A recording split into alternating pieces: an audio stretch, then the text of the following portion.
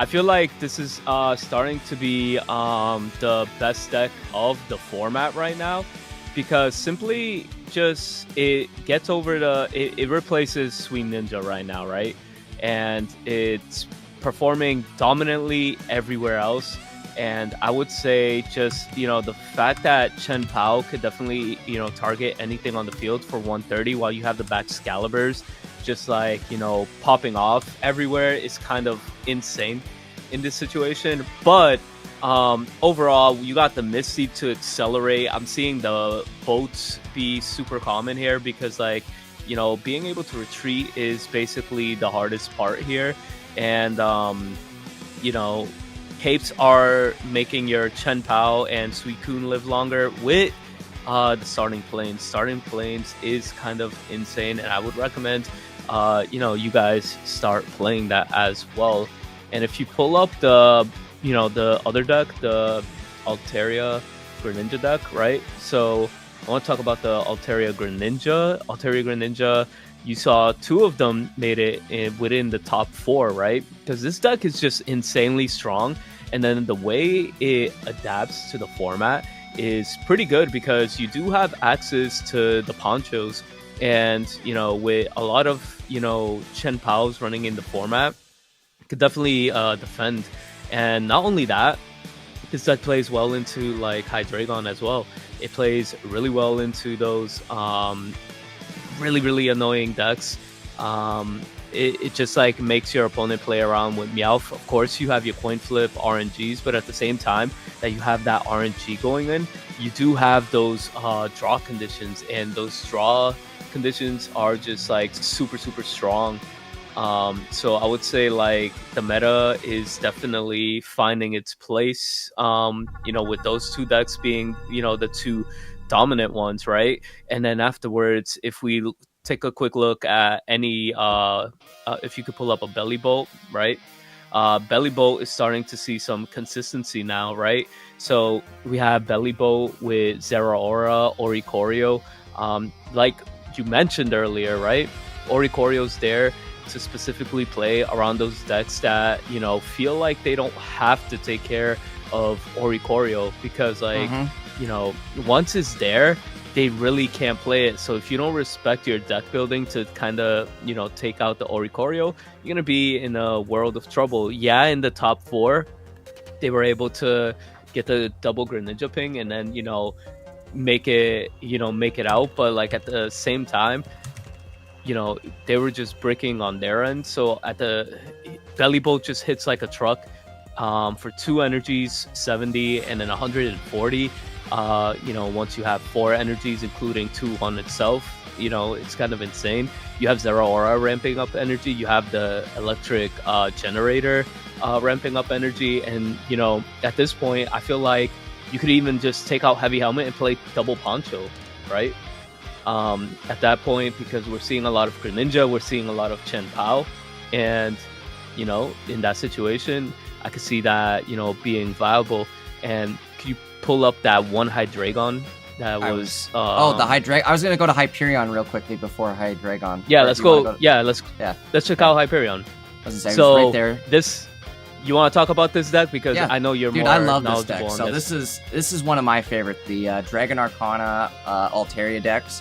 SA was one of the original, creators of this deck, or at least users of this deck, where you run some babies to set up that different energy. You're running Psychic Energy, but then you run a Pichu or a Mantike. Doesn't matter what type of babies you run. I guess it kind of does in the sense that you want to run 1 for the Oricorio. But the Mantike doesn't matter. It could be a Magby. Either way, the point being, you want to split the energy for this Altaria card right here. Altaria, Dragon Arcana Altaria says, if this Pokemon has 2 or more different types of energy attached, this attack does 60 more damage. So you total out for 100 damage on 2 energy. The only, again, stipulation is that it has to be 2 different types of energy. But the way you can set it up with this deck, pretty easy, especially if you're going first. This deck loves going first. If you have a baby in the active spot, then you can set up the Swablu. Turn 2, you're hitting for 100 damage, and it's pretty overwhelming to deal with. A lot of decks can't handle the aggression. A lot of decks are just sitting in a 60 HP baby Pokemon by the time this Altaria is ready if you come out turn 1 swinging. Oricorio, same thing, kind of like we mentioned, or Ericko just mentioned in that last deck. Oricorio is there to handle decks that don't respect Oricorio. You really only need the one of them, and again, it's there to kind of bounce in and just block those hits when needed. But yeah, no, this deck, very good. I would say the one thing that you kind of struggle with sometimes is finding those early card draws. If you don't find your cards early, this deck kind of loses a lot of its strength. But again, if you find the cards early, you have a good chance of just completely steamrolling your opponent before they get anything set up on the board. But yeah, no, big shout out to Hyperion. I'm glad to see Dragon Arcana still hanging in there. If we go back to the standings now. PP number 7. Yep. Hydreigon. So I want to talk about that deck, right? Everybody was talking about Hydreigon. Yeah, there's an event where it was not doing well because there was not no like Lucky Ice Pops, the Pocket Mads event, right? Maybe that could have been an influence on the low entries of Hydreigon, but at the same time, the only one that was actually successful in this tournament, we had like about 177 people playing. This guy only played 1 Lucky Ice Pop. Most of the variants are playing 2 Lucky Ice Pop, which, you know, kind of makes you wonder, is 1 enough, right, to just get you there? They do play Hand Disruption with red card, and now they're playing Guzma. I don't remember them playing Guzma back in the day. Guz is new for sure. But we've dropped the poison barbs too, right? So now we're running the helmet. Yeah, they're and not just playing Guzma. the Nihilego package. Yeah, the Nihilego package isn't even in there. I just noticed that right now. So this is the most successful, you know, the only one that made it within top 8, which is and I do insane. think you're kind of onto something there, where maybe we need to start evolving these current decks. Like obviously Hydreigon and Mega Absol are still, more so Hydreigon, are still great cards, or at least a great deck. It's just we've got to kind of switch out our supporters to maybe handle some of the newer stuff here. But no, Hydreigon's still a threat. I just think it's struggling right now to things like Chen Pao, right? You're able to set up that 130 anywhere on the board. And I think a Hydreigon deck that doesn't respect that is going to struggle. Not only that, but you can set up very fast with Suicune too. So you're attacking very fast into the Hydreigon with your Suicune, and Suicune able to tank that Hydreigon hit. It's just not a great setup, I would imagine, for the Hydreigon player. But yeah, I'm still surprised to see it make it into top 8 here. I want to see the 20th, the Mioscarada. Yes. So, you know, I want to mention the highest, you know, Mioscarada that, you know, was performing out here. This version was, you know, the most successful one out of all the Mioscaradas that were in here. Yeah, the deck is kind of in a weird spot right now, whether, like, you know, you have to, it did play against 4 Baxcalibur Suicunes, right? And out of those 4, I mean, it went 50-50.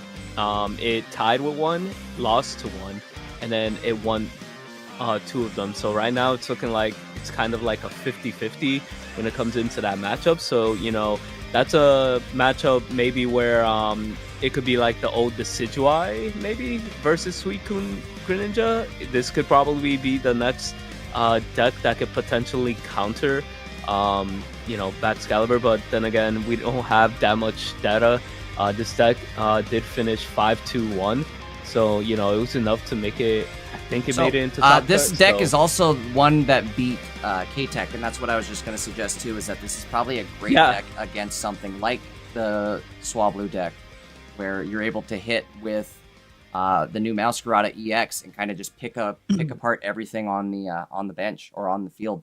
One thing that's kind of cool though is if you're playing Meowth, you can actually soak that damage that the primary attack for Mioscarada EX. You can soak the Flower Trick damage by moving a Meowth into that spot and then having the Meowth flip heads. So, yeah, I'm thinking Mioscarada is still unexplored. There's more to be discovered there with Mioscarada. I feel like it's definitely an annoyance that I feel like we haven't seen its full potential yet. Yeah, and honestly, right now, I'm thinking like these are the decks that are going to be meta relevant. So, you know, those are the reasons why I picked picked all these decks to feature right now.